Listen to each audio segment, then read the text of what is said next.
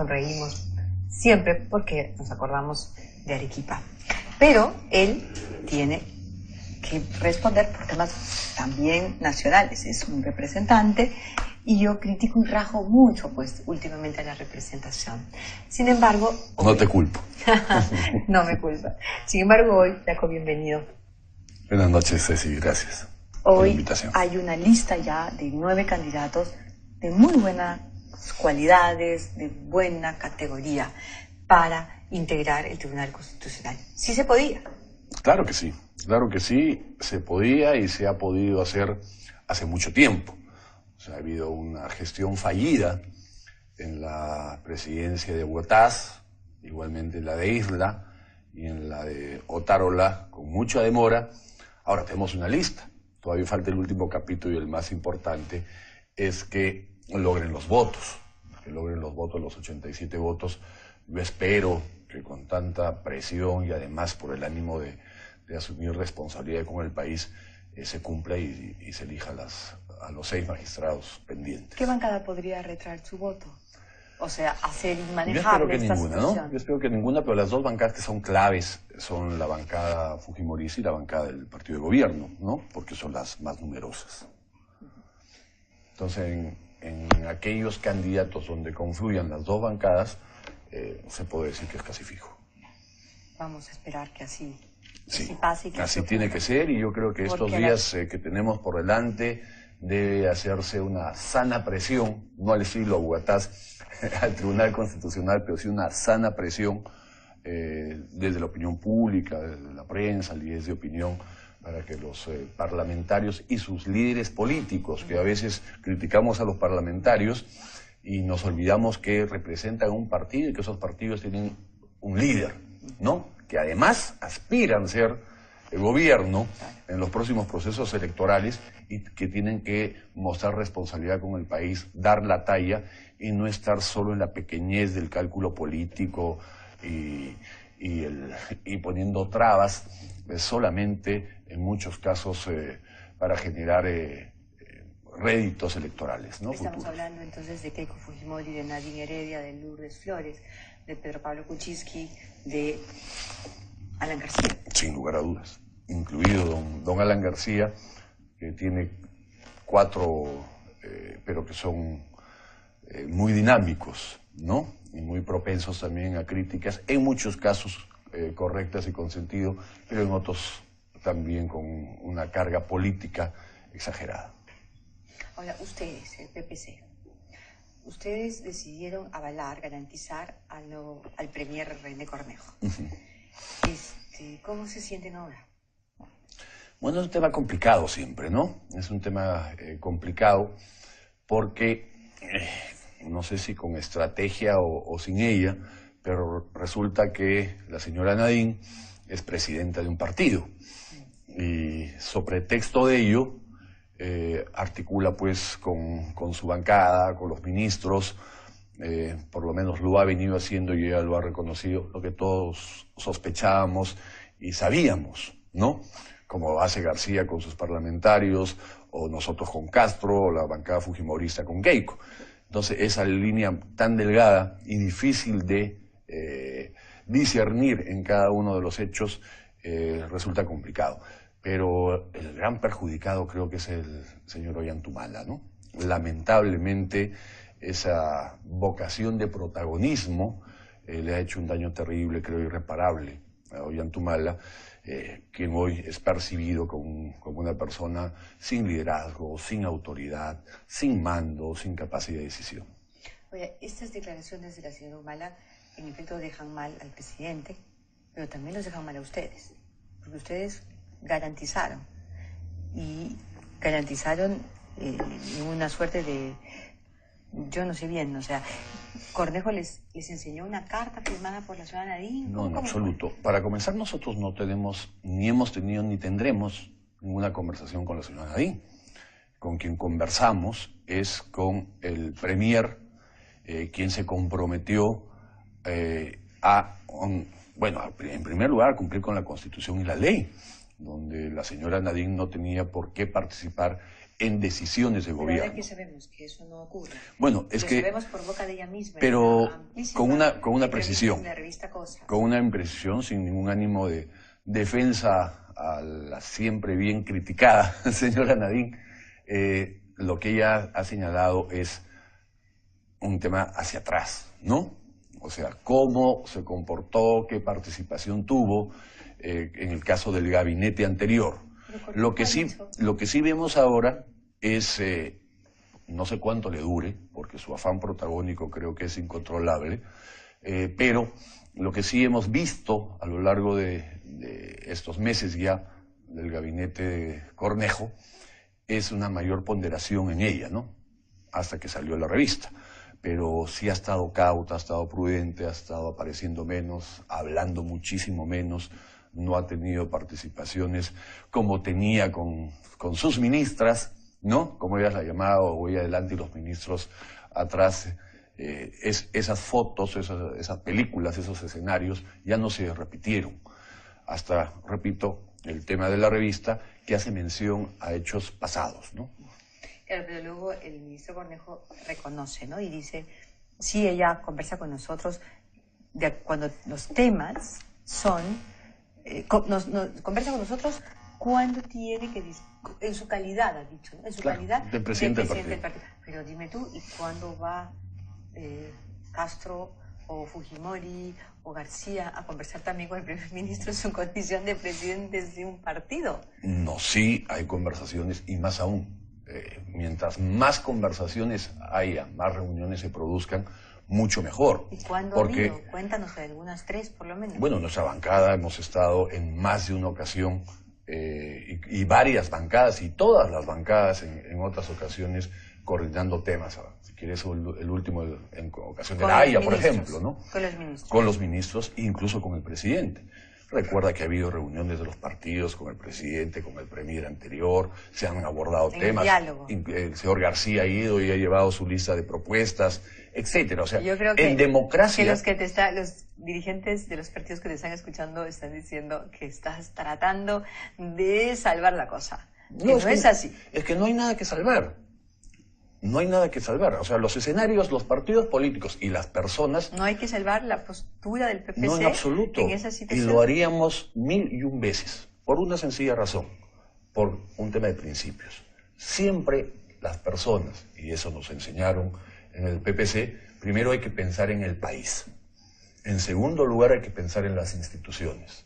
Y en tercer lugar hay que pensar en los legítimos intereses personales, protagonismos, figuretismos, rédito político, y en consecuencia cuando hay que tomar decisiones y se toman en ese orden de ideas, se hace lo correcto, puede tener consecuencias electorales o no, pueden salir a aplaudir las tribunas o no, puede criticar la prensa o no, o felicitar, pero las decisiones se toman y se toman pensando en el país.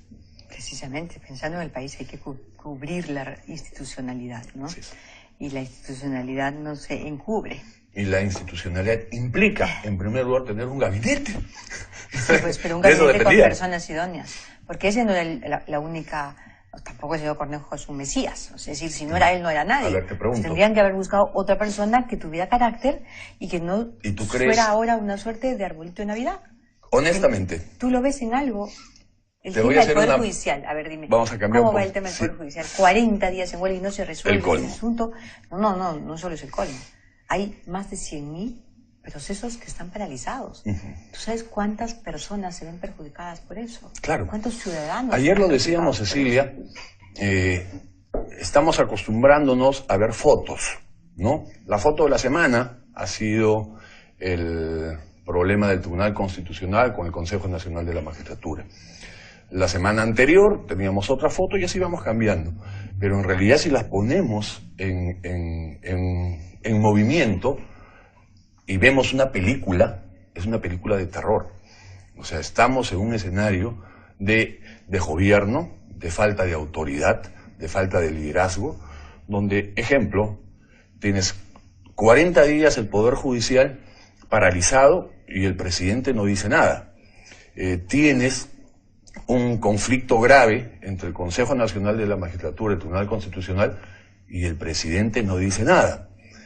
Ha habido un grueso cuestionamiento al Ministerio Público y la última elección del futuro fiscal de la Nación, y el presidente no dice nada. Tenemos 3 ministros cuestionados por conflicto de intereses, tenemos 2 ministros interpelados y el presidente no dice nada. Y podemos seguir señalando temas, por ejemplo, el propio Congreso de la República, donde su bancada y sus presidentes del Congreso han pasado 3 años y han sido incapaces de sacar adelante la elección de miembros del Tribunal Constitucional, y aún está pendiente la Defensoría del Pueblo. Y el presidente no dice nada. Pero la oposición tampoco. ¿Crees que no? ¿Que no dicen? Ustedes son los garantes, son los nuevos garantes. ¿Qué está diciendo la oposición? Lo que acabas de escuchar. Sí. Pero luego van y garantizan a Cornejo, que luego hace el papel que está haciendo, que es incapaz de solucionar un problema como el del Poder Judicial. Es su responsabilidad, él es el jefe del gabinete. Y yo creo, además, que hay que obviamente resolverlo, pero no resolviendo cediendo, ¿no? El tema está en el Congreso, si se quiere, porque la pretensión que tienen es salir de la ley Servir, no sobre texto de un tema de autonomía, cuando en realidad, y la verdad de las cosas, es que lo que pretenden los trabajadores es salir de la ley Servir, porque una de las virtudes de la ley es que se eliminó la estabilidad laboral absoluta. Ahora hay que someterse a evaluaciones.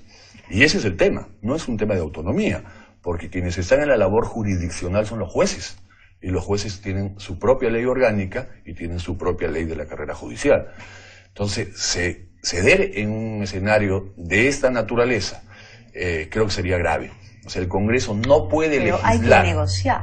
Claro, pero hay que negociar porque se tiene que solucionar. Nosotros hemos sido clarísimos con el presidente del Poder Judicial y todo su equipo en el sentido de que el Congreso no va a revisar estos temas mientras sigan en huelga.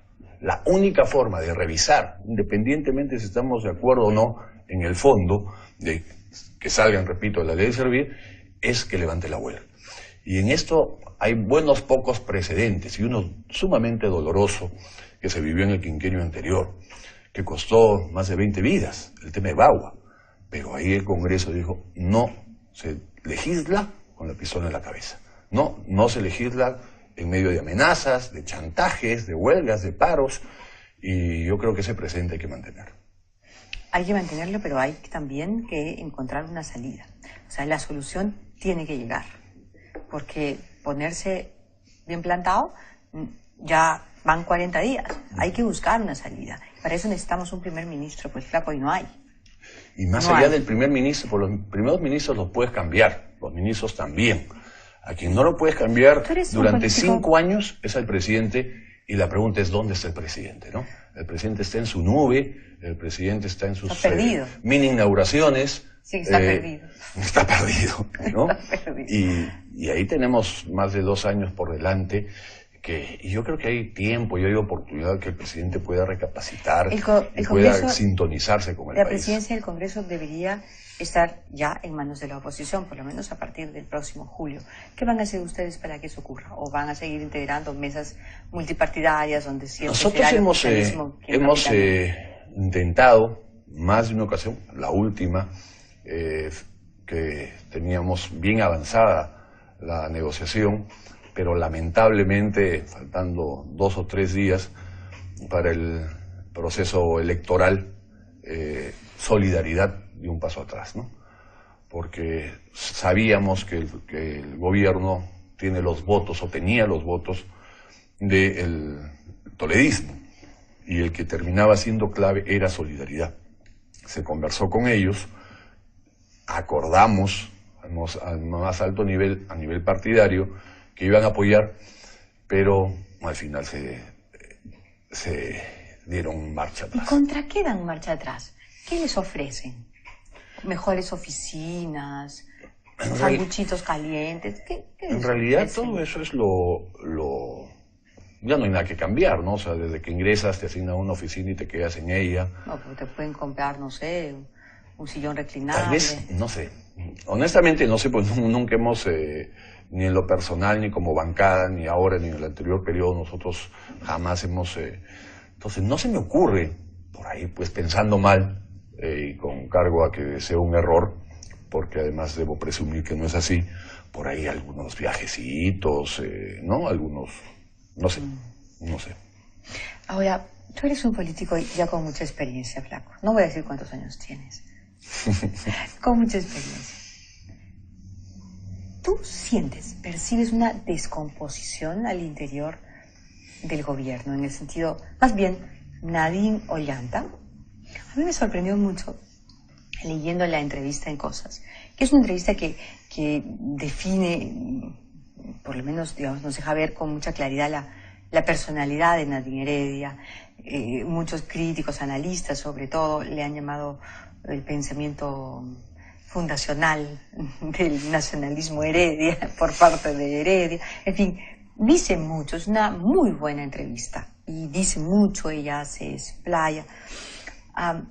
Ella no lo menciona por su nombre, ella se refiere a él como el presidente, y al ministro de Economía le llama Miguel, varias veces, ¿no? El trabajo de marcar la cantidad de veces.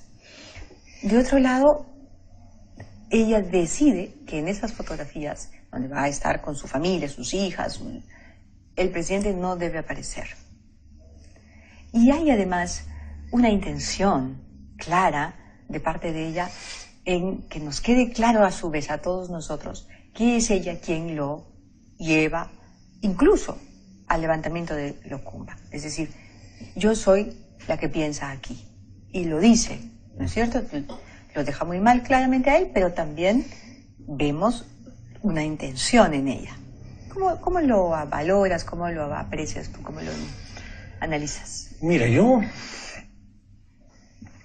en principio no la conozco a profundidad, ¿no? O sea, un par de veces, un par de conversaciones, sino menos, por sus declaraciones. Pero la entrevista, ¿no? Quien sí la conoce se supone su suegro. Y su suegro ha dicho que es mitómana.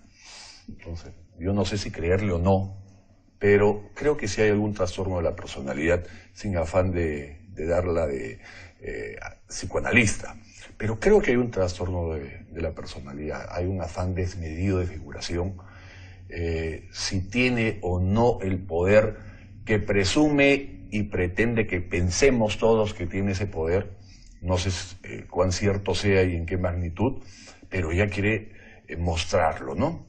El hecho de estas declaraciones, después que mandó la carta, yo creo que, o la carta ha sido estrategia de marketing, porque yo creo que ella está feliz con su entrevista, ¿no? Porque ha logrado lo que de alguna manera, por culpa nuestra, si quieres, la habíamos arrinconado un poquito, había salido de los titulares y ahora está en todos los titulares, no hay periodista ni político que no hable de ellas, y seguramente estarán hablando en las combis, en los taxis. Yo creo que está feliz, yo creo que ha logrado su resultado, su objetivo, y que le preocupa poco la imagen del presidente, y eso es una teoría muy personal, no puedo demostrarla, ni mucho menos, pero yo creo que el presidente, o en su conversación de pareja, dice, ok, yo ya lo logré, yo ya lo hice, ¿no? Mal, bien, regular, voy a terminar mi quinquenio, acá el proyecto político eres tú, y tú eres la que tienes que llevarte todas las posibilidades de crecer tu imagen, o sea, que ella sea la inteligente, que ella sea la que manda, que ella sea la autoridad, que ella sea la decidida, que ella sea... No, porque él ya no tiene nada que perder, creo yo, ya la hizo. ¿Qué hizo? O sea, ganar, el tema no es ganar. Bueno, de repente para algunos políticos el asunto es ganar, pero el tema es ser un líder y dirigir un país durante 5 años, porque ganas, no ganas para andar hablando tonterías, o para sentirte un virrey, ganas para liderar y conducir a tu país, y de lo contrario el país te lo va a cobrar. ¿Cómo que él ya llegó? Él llegó. Cuando no eres estadista puedes tener un criterio diferente de lo que es la política, ¿no? Aspiró a ser presidente, logró ser presidente. Mira Fujimori. ¿Y cómo querrá pasar a la historia? Tal vez como un Odría, haciendo obra y punto. él podría pensar, la huelga de 40 días del Poder Judicial o el escandalete del ministro interpelado, eso va a pasar, eso no va a quedar en la historia. Pero, por ejemplo, en el ámbito de proinversión, y es de las pocas cosas buenas que se han hecho en este gobierno, ya se va adjudicando en alianzas público-privadas 11.000 millones de dólares. En el gobierno de García, en los 5 años, se adjudicó 7.000. En los 5 años de Toledo, 2.000. ¿No? Entonces, ya adjudicó casi el doble. Pongámosles, va a adjudicar el doble o el triple que en el gobierno de García.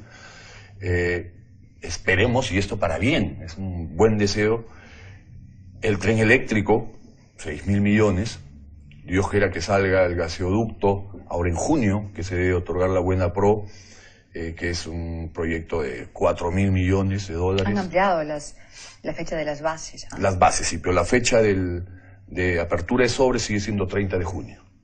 Hay que ver. Por eso, espero. Hay ¿no? que ver. Hay que ver, pero salió el tren eléctrico, esperemos que salga el gaseoducto, Majesiguas ya arrancó, hay una irrigación por lo menos en marcha pero en el son norte. obras de hace tiempo. Son obras, no son ideas suyas, no son propuestas. No, es que no es estadista, pero sí hay una ejecución, llamémosles, los 2 nodos energéticos, el aeropuerto de Chincheros, ¿no? Entonces al final del quinquenio, probablemente, y espero que así sea por el país, vamos a tener obras muy relevantes, y tal vez ese es su objetivo, el día a día. El día a día no importa. ¿Se puede pasar 5 años sin importar el día a día? No. Con una población que empieza a irritarse, que no puede, que se pasa horas sentada en la combi para poder llegar a su trabajo, pierde horas, deja de dormir, de ver a sus hijos, porque el tráfico es un desmadre en todas las ciudades del país. ¿Se puede pasar así? De repente se puede. ¿Cómo es? El poder no deja espacio. El poder es como un globo. Si tú aprietas en un lado, salta en el otro, ¿no? Entonces, hoy tenemos un vacío de poder, una sensación de desgobierno, de falta de autoridad, de falta de liderazgo. Y eso es delicado, porque así como lo percibimos a nivel general, ello tiene un correlato a nivel institucional. Entonces, si miras el Poder Judicial, acá también hay un problema de liderazgo del propio presidente del Poder Judicial. Si vemos el Tribunal Constitucional, ¿no? La palabra gruesa, hay un desmadre al interior, todos se sienten de salida, nadie hace caso, no les interesa la opinión pública ya, entonces hay un problema. Ministerio Público, ¿no? Hay una percepción de descrédito, se ha elegido al primo de la señora Nadine con muchísimos cuestionamientos. Entonces, otro problema de institucionalidad, el Congreso de la República, con descrédito. Entonces, cuando no hay liderazgo, todas las instituciones comienzan a sentir ello, ¿no? Y el tema se va a agravar en este año por lo menos, que es un año electoral, ¿no? Todas las denuncias, el fuego cruzado va a salir de todos lados. Entonces, a mí no me gusta el escenario en absoluto. Por eso que he venido insistiendo estos últimos días y aprovecho nuevamente tu programa para hacer el pedido formal, claro, directo al presidente de la República. O sea, no puede seguir en las nubes. Tiene que asumir un rol de conducción, de liderazgo, convocar a los poderes del Estado, llamar la atención públicamente a las autoridades, dar su opinión clara. Por ejemplo, el tema de los ministros, ¿no? Cuestionados. Reviso, investigo, concluyo y salgo y lo respaldo enfáticamente y trato de zanjar el tema o les pido su renuncia, ¿no? Pero acá no pasa nada, ni una ni otra. Él piensa que todo se arregla solo. No, o que es la prensa que lo molesta. Entonces, cuando le preguntan incluso hasta qué está leyendo, y contesta, no estoy de acuerdo con la concentración de medios. Es un tema bien serio. Flaco, ¿tú quieres ser candidato a la presidencia? Espero serlo. Y en realidad mi aspiración no es ser candidato, sino ser presidente. El candidato es un tránsito indispensable y obligatorio. ¿Primero vas a ser precandidato de tu partido entonces?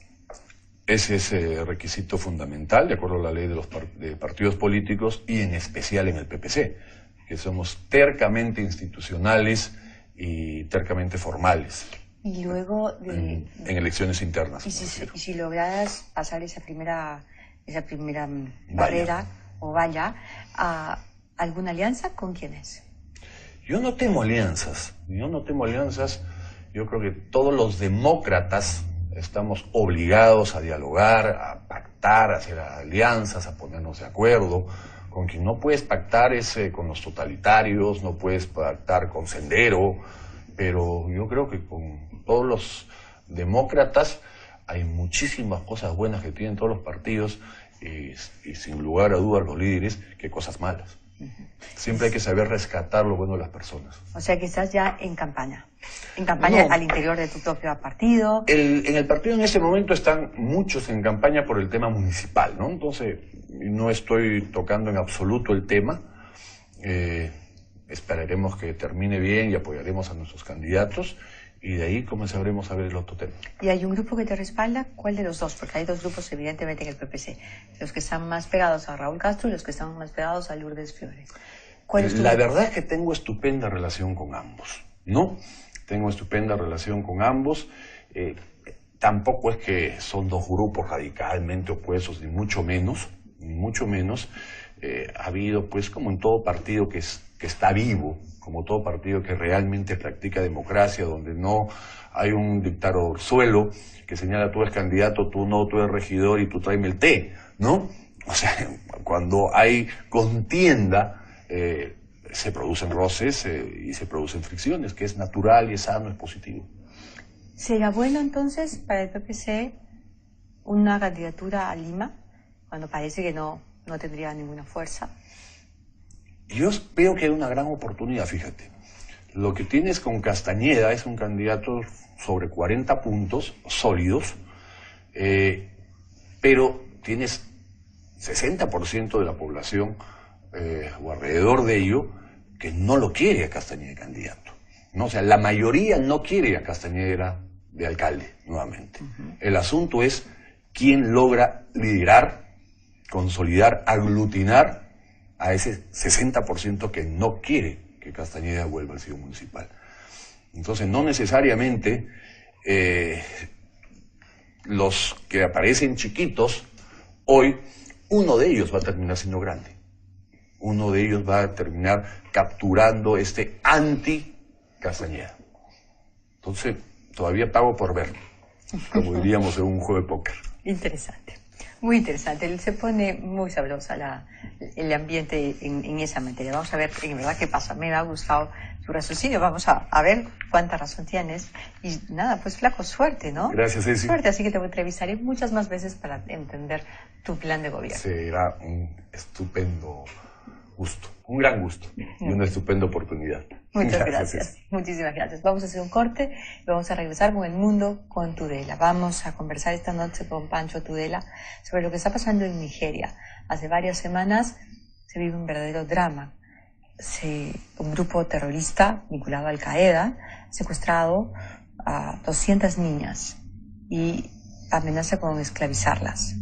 Vamos a volver con Pancho para que nos explique de qué se trata.